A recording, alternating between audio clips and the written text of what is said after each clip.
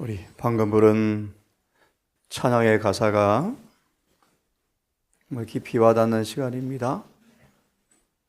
그날에 어찌 능히 서리요, 그날에 어찌 능히 서리요. 이 참이를 가사를 작사한 분이 성경을 잘 아시는 분 같은 생각이 들으십니다. 다시 언급해드리면 그날에 어찌 서리요, 죄악을 벗어야 하겠네. 정확한 답이죠. 히브리 9장 28절 아시는 것처럼 그가 두 번째 죄와 상관없이 오실 그날을 위해서, 쉽게 풀이하면 이 땅에 우리를 죄로부터 구원하기 위해서 그분이 초림하셨지만 죄인을 불러 회개시켜서 죄인을 의인 만들러 오셨지만 재림의 그날은 죄인의 죄를 고쳐주거나 죄인을 의인으로 만들러 오거나 우리의 품새의 결함을 고치러 오는 것이 아니고 죄악을 이미 벗은 사람들, 죄가 고쳐진 사람들, 의인된 사람들을 데리러 오시는 그날, 그것이 주님의 재림이라고 성경은 말하는데 그날에 어찌 능히 서겠는가?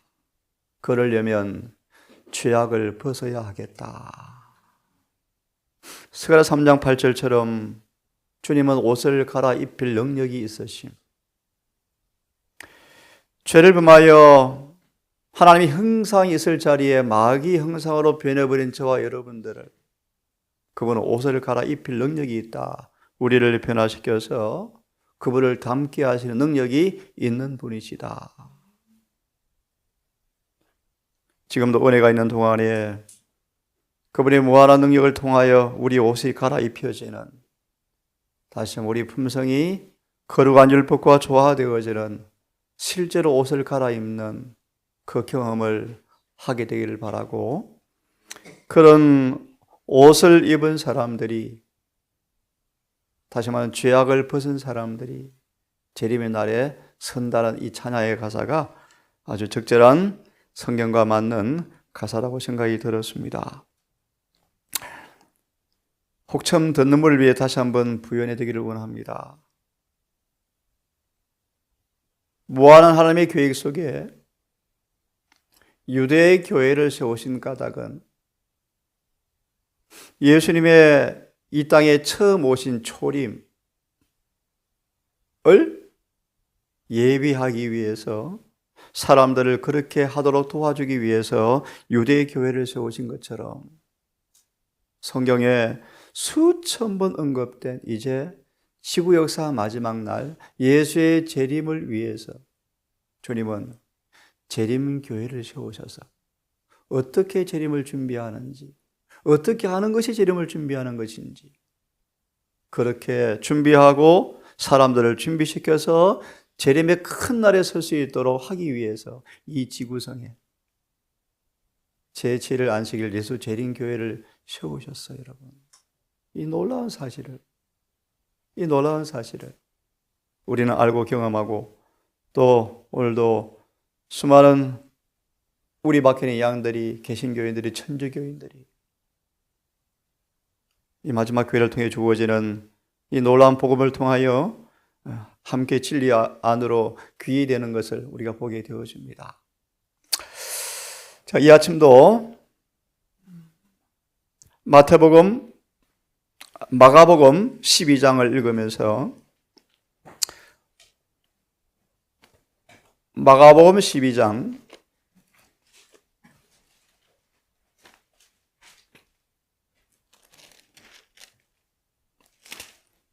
41절과 44절을 읽으면서 시대의 소망에 바리새인들에게 화가 있음을 이어서 말씀을 드립니다. 마가 12장 41절과 44절을 제가 읽습니다. 예수께서 연보궤를 대하여 앉으사 무리의 연복에 돈 넣는 것을 보실세 여러 부자는 많이 넣는데, 예수님은 헌금을 드리기 위해서 연보계로 오는 사람들을 바라보시고 앉아 계셨대요. 그때 많은 부자들은 자랑하는 마음으로 헌금함에 돈을 넣는 걸 보시면서 예수님은 슬픔으로 그들을 바라보셨다. 많은 부자들이 그들의 연보를 자랑하면서 많은 헌금을 넣는 걸 보시면서 시대 소망은 이렇게 말합니다. 예수께서 슬픈 눈으로 그들을 바라보셨다. 그때였습니다. 한 가난한 과부가, 사도행적은 말합니다.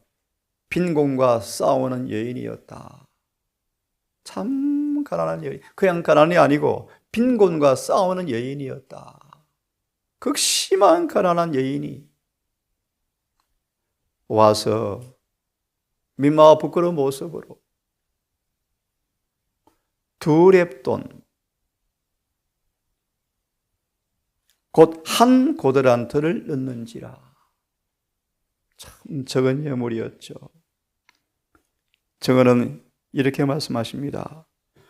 한 불쌍한 과부가 남들이 보는 걸 두려워하여 머뭇거리면서 가까이 오는 걸 보시고 예수님의 얼굴은 빛이 났다. 빛이 났다. 많은 부자들이 헌금 넣는 걸 바라보시면서 슬픔으로 바라본 주님께서 빈곤과 싸우는 극심한 가난한 이 여인이 자신의 전 재산 두 렙돈 한 고드란트를 넣는 걸 바라보시면서 그분의 얼굴은 빛이 났다. 그러면 이렇게 말합니다. 43절의 말씀. 예수께서 제자들을 불러다가 이르시되 내가 진실로 너에게 이르노니 이 가난한 과부는 연복에 넣는 모든 사람보다 많이 넣었도다. 이렇게 주님께서 말씀하셨습니다. 44절, 41절 연결해서 저희는 다 그 풍족한 중에서 넣었거니와 이 과부는 구차한 중에서 자기의 모든 소유 곧 생활비 전부를 넣느니라 하셨더라. 오늘 말씀을 중심으로 한번 교훈을 배워보도록 하겠습니다. 시대소망을 좀 펼쳐서 함께 좀 보십시다.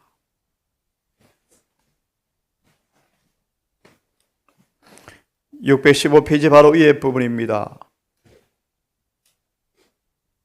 이 여인은 비록 적은 예물일지라도 사랑한 사업을 위해서 어떤 일을 하고 싶어서 수중에 있는 예물을 보았는데요. 너무 적어서 머뭇거리며 기회를 엿보다가 급히 두 렙돈을 연복에 넣고 급히 돌아가 버렸다. 615페이지 바로 옆에 있습니다. 그러나 이 일을 행하는 중에 그 여자는 자기를 주목하여 열심히 바라보시던 예수님의 시선과 마주쳤다. 주님의 이 작은 행동이 우리에게 중요한 교훈을 주고 있습니다. 머뭇거리며 민망하여 부끄러워 서둘러 헌금함에 두 렙돈을 넣고 달려 도망가 버리는 여인을 주님께서 주목하여 보셨는데 이 여인은 예수님의 열심히 자신을 바라보는 시선과 마주쳤다.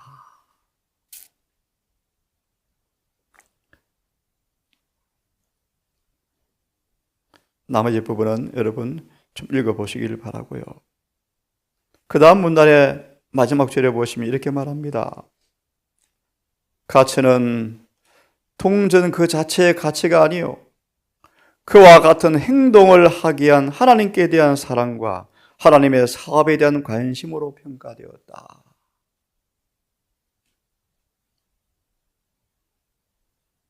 많은 부자들은 그들의 헌물이 그들의 재산의 삶에 큰 영향이 없는, 미칠 수 없는 적은 부분이었지만 이 과부는 그의 전 재산을 드렸다. 하나님의 은혜가 인간 속에 역사할 때 그 은혜의 풍요함이 인간을 어떻게 만들어내는 것에 대한 예정이다라고 말합니다. 우리 인간의 본성은 이기적이죠. 이기적이죠. 하나님의 은혜는 어떻게 인간의 본성을 극복하고 그 속에서 사랑의 자선의 샘물이 흘러나오게 만드는가? 어떻게 이기적 본성을 가진 죄인이 이타적인 무아의 사랑의 법칙에 따라서 그런 은혜가 흘러나오게 되는가에 대한 예증으로 성경은 이 여인을 기록해 두고 있습니다. 616페이지는 이렇게 말합니다. 예수님 가보에 대하여 모든 사람보다 많이 넣었도다. 이러한 예수의 말씀은 그 동기에서뿐 아니라 그 여의 예물에도 적용되었는데 무슨 말입니까? 이 여인의 두 렙돈의 헌물에 대한 성경의 기록이 시대를 흘러내려오면서 넓어지고 깊어지는 시냇물이 되어버렸다. 다시 말해 이 여인의 가마력을 통하여 오늘 무수한 사람들의 헌물이 하나님의 창고에 들어가서 그분의 사업이 이루어졌다고 말합니다. 그런 면에서 이 여인은 가장 많이 넣은 여인이었다. 그런 말입니다.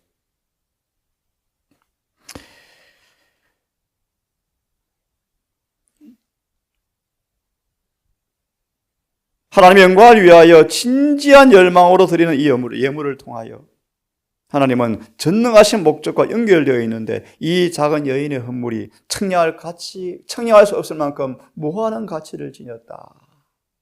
그렇게 말씀하십니다. 우리 말씀을 중심으로 몇 가지 좀 말씀을 좀 같이 보고 싶습니다. 요한복음 12장을 좀 펴시면 여기 비슷한 여인이 있죠. 3절만 읽습니다. 요한복음 12장 3절을 읽습니다. 됐습니까? 예. 마리아는 자신도 몰랐지만 성령의 강건하시는 사랑에 따라서 비싼 옥합 향유를 샀습니다. 그가 예수의 발에 붙고 자신도 자신이 하는 행위를 잘 알아보지 못했답니다. 성령의 강건하시는 능력에 이끌려서 그렇게 순종했어요.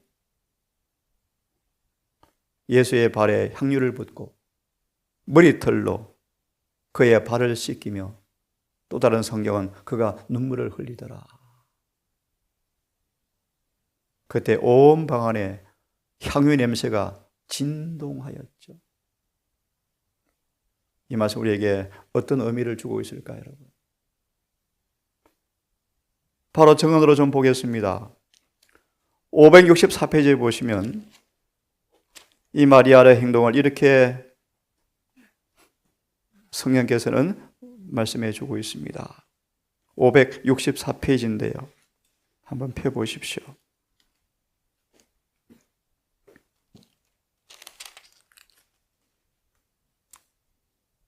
됐습니까? 예.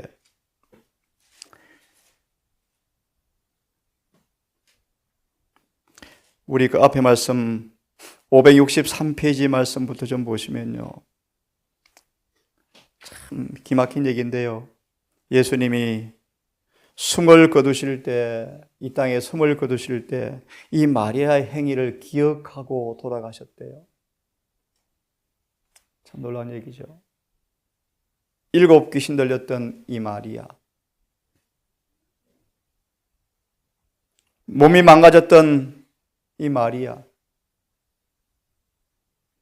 그런 마리아를 주님께서 구원하셨는데 그 사랑에 너무너무 감동스러워서 자신도 모르게 성령의 강건하심을 따라서 주님의 장례를 위해서, 죽으심을 위해서 그의 모든 걸 헌신하는 이 마리아의 행위를 주님께서 너무 감사하게 받으시면서 십자가 위에서 돌아가시는 순간 이 마리아의 행위를 기억하시고 돌아갈 정도로 귀한 사건인데요. 이 말씀을 말씀을 통해서 좀 보도록 합시다. 563페이지를 먼저 펴시면 바로 밑에 문단에 이런 말씀이 있습니다. 복음이 전파되는 곳마다 여인의 행한 일을 기념하라. 과부의 두 랩돈, 마리아의 옥합 향유, 563페이지 바로 밑에 문단. 예수님은 장례를 내다보시면서 당신의 복음이 전하는 모든 세상 곳곳마다 이 마리아의 옥합 향유를 전하라. 복음이 전파되는 어느 곳에서든 마리아의 선물은 향기를 발할 것이며 그녀의 꾸밈없는 행동을 통하여 심령들이 축복을 받을 것인데, 나라는 일어나고 넘어지며 군주들과 정복자들은 이름은 잊혀지지만 여인의 행동은 거룩한 역사의 페이지에 영원히 없어지지 않을 것이었다. 시간이 끝나는 날까지 그의 깨진 옥합은 타락한 인류에 대한 하나님의 풍성한 사랑의 이야기를 말해줄 것이다. 어떻게 타락한 인간이 하나님의 용서하시는 무한한 사랑을 통하여 사람의 과연 어떻게 될 수 있는가? 저는 말합니다. 여인의 행동은 하나님의 무한한 사랑의 샘물이 그 속에서 끊치지 않고 나오는 샘물이 되었다는 사실을 증거하고 있다. 두 랩돈을 얻던 과부나 이 마리아는 하나님의 은혜가 과연 인간을 어떻게 변화시키는가를 보여주는 실물 교훈이었습니다. 인간의 본성은 이기적이라고 그랬죠. 어떻게 하나님의 은혜가 본성을 극복하고 무한한 자선의 셈이 되어서 그들에게서 흠물이 흘러나오게 만들었는가? 이기심의 때가 좀도 묻지 않고 하늘에 기인된 사랑의 샘물이 흘러나오게 되었는가? 이것이 하나님의 은혜의 방법을 예정하는 것이라고 말하고 있습니다.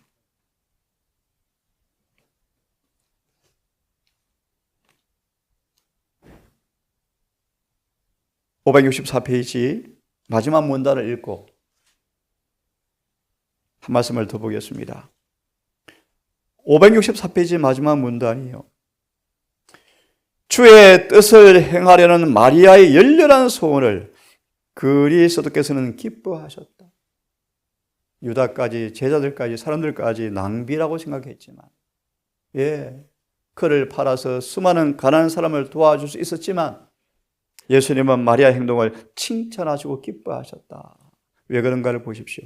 그분께서는 제자들도 깨닫지 못하고 깨달기 위해서 하지 않는 그 순결한 마리아의 사랑의 제물을 받아들이셨다.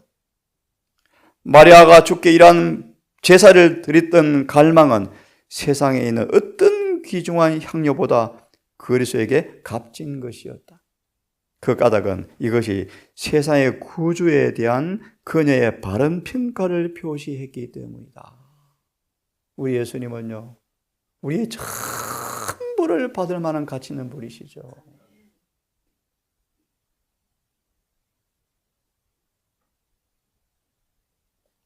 사람이 예수께 드릴 수 있는 최고의 선물 가운데 하나가 뭔가? 그분의 고난에 동참하는 것인데 특별히 순교하는 것이래요. 구주와 복음을 위해서 목숨까지 아끼지 않고 주는 것, 순교. 가장 고귀한 특권이기도 하다고 말합니다. 마저 봅니다.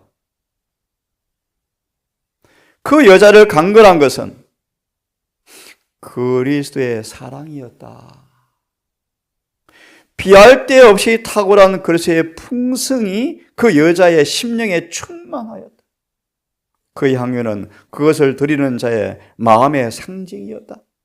이것은 넘쳐 흐르기까지 하늘의 시냇물에서 공급된 사랑의 외부의 증거였다. 어려운 말씀이요. 마리아는 신의 성품에 참여해 보였답니다.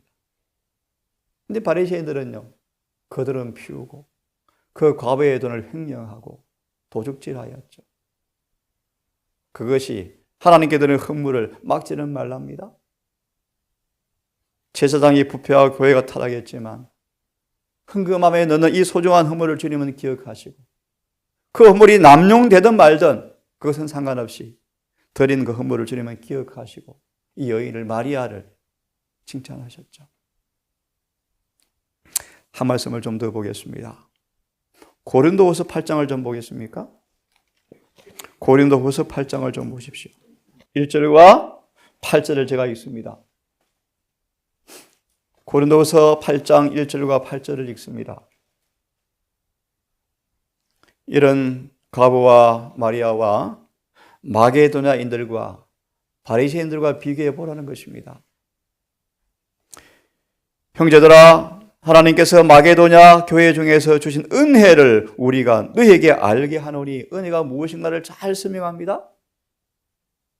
마게도냐 교회들에게 주님이 은혜를 주셨는데 이 은혜를 너희가 알게 되기를 내가 원한다. 어떤 은혜를 받았는지 아니? 2절, 환난의 많은 시련 가운데서 저희는 넘치는 기쁨과 극한 가난이 저희로 풍성한 연보를 넘치도록 하게 하였느니라. 다시 읽을까요, 여러분? 극심한 가난 중에서 풍성한 연보를 넘치도록 드렸다. 3절의 말씀, 내가 증가하노니 저희가 힘대로 할 뿐 아니라 힘에 지나도록 자원하여 이 은혜와 성도 섬기는 일에 참여함에 대하여 우리에게 간절히 구하니, 우리의 바라던 것뿐 아니라 저희가 먼저 자신을 주께 드리고, 너무 중요한 말씀이요, 저희가 자신을 먼저 주께 드리고 또 하나님의 뜻을 쫓아 우리에게 헌물을 주었도다, 흥건가히 주었도다. 이러므로 우리가 기도를 근문하여 너희 가운데 씨가 있은즉 이 은혜를 그대로 성취하게 하라 하였노라. 예, 거기까지 하십시오. 여러분, 정언을 좀 보겠습니까? 8장 1절과 8절에 주석을 좀 보십시오.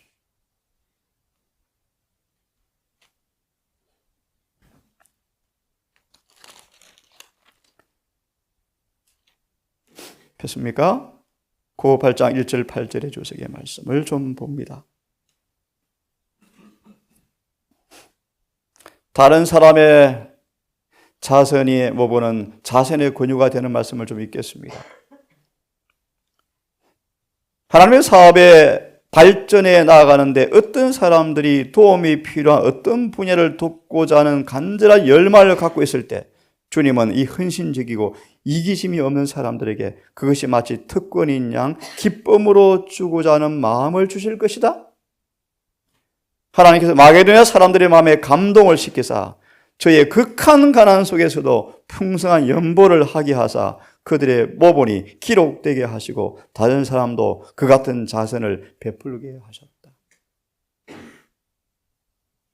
바울은 신자들의 마음에 역사하시는 성령의 특별한 역사를 보여주는 이 운동으로 말미암아 용기를 얻었기 때문에 디도에게 고린도 교회를 방문해서 그들의 요청한 바 있고 이미 시작된 모금을 바치게 하기 위해서 디도를 보낸 것입니다.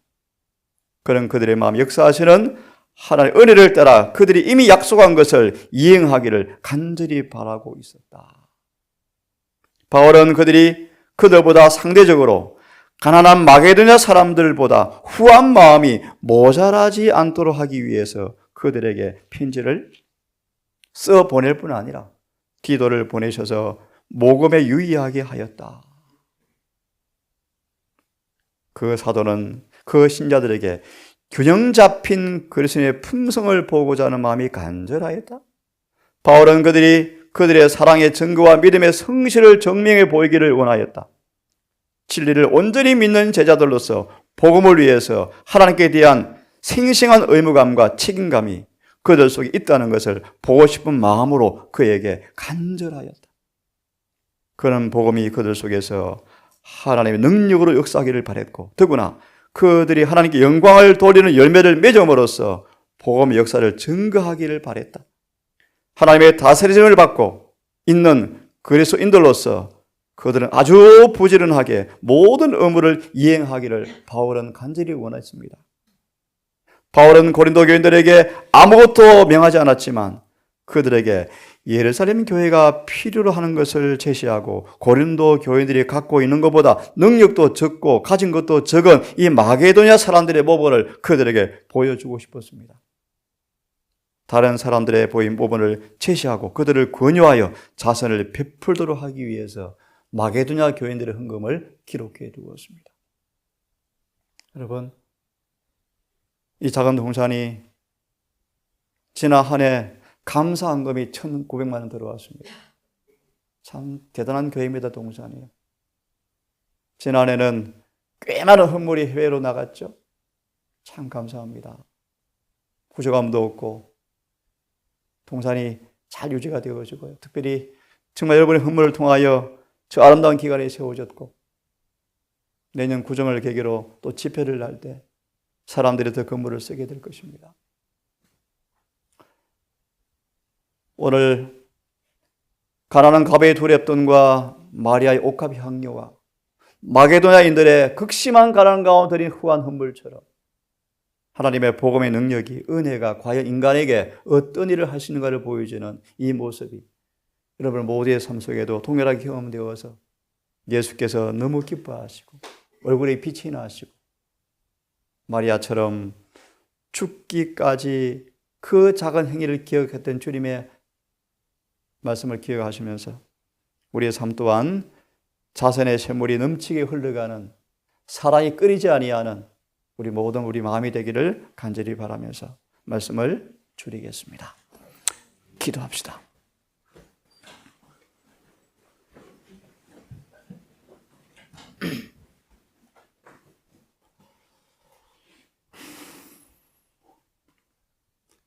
아버지, 거드름을 피우며 자신의 의의를 자랑하며 많은 연복에 넣는 바리새인들, 또 한편으로 그들은 가난한 가부의 돈을 횡령하며 도둑질하며 자기 배를 채우는 강도와 도둑이라고 말씀하신 주님, 극심한 가난과 싸웠던 한 가부의 두 랩돈과 7 귀신 들렸던 마리아의 옥합 향유의 사건과 극심한 가난과 싸웠던 마게도냐인들의 넘치도록 후한 헌물의 사건을 통하여 복음이, 하나님의 은혜가 과연 인간의 본성을 어떻게 정복하여 어떻게 변화시키는가에 관한 실물 교훈을 이 시간 보았습니다. 하늘에는 이기심이 실오라기만큼도 없고 자 모아의 사랑만이 있는 하늘나라, 그 의가 오늘 이 땅에서 우리 마음속의 성령으로 입혀지기를 원합니다. 이 교회가 오순절 다락방처럼 사심이 없고 이기심이 없고 이타적 사랑으로 마음과 목적과 품성에 있어서 하나가 되었던 것처럼 이곳이 하나가 되기를 원합니다. 조금 더 가진 사람, 덜 가진 사람이 있지만 더 많은 재능, 더 많은 건강, 적은 재능, 약한 육체가 있지만 이곳이 하나가 되어 서로 사랑하며 서로 부족을 보완하며 서로 건강한 몸으로 노동을 나누며 함께 더불어 살아가는 아름다운 교회가 되기를 진심으로 기도합니다. 아버지, 푸른 장래 모든 세속의 사물이 불태워지고 주님 재림하시는 그날, 이런 사람들을 데리러 오시는 그날, 모든 죄악을 벗고 주님의 품성의 옷을 입고 주와 같은 모습이 되어서 우리가 사랑했던 주님을 뵙는 그날 함께 다 한 자리 있게 되기를 진심으로 소망합니다. 아버지, 오늘도 이 추운 겨울 가사에서, 집터에서, 또 일터에서 일을 하러 가겠습니다. 이 한날도 우리의 손과 발에 하나의 걸어간 율법을 메고 달고 우리의 모든 삶이, 마음이, 행동이 진리와 조화되어서 하나님께서 기쁘시게 받을 만한 헌물이 되게 하시고 또 우리 가진 적은 헌물도 정말 주의 사업에 필요할 때 후하게 헌금하는, 헌신하는 그런 마음들 되게 해 주시옵소서. 특별히 이곳에 먼 미국에서 오신 주의 딸이 있습니다. 하나님, 이 딸의 마음에도 진리를, 성경을 잘 깨닫고 분별하여 영혼을 준비하는, 영생을 준비하는, 재림을 준비하는 그 일에 실패하지 않도록 그에게 은혜를 베풀어 주시옵소서. 이 모든 말씀 우리를 사랑하시는 예수님의 이름으로 기도하옵나이다.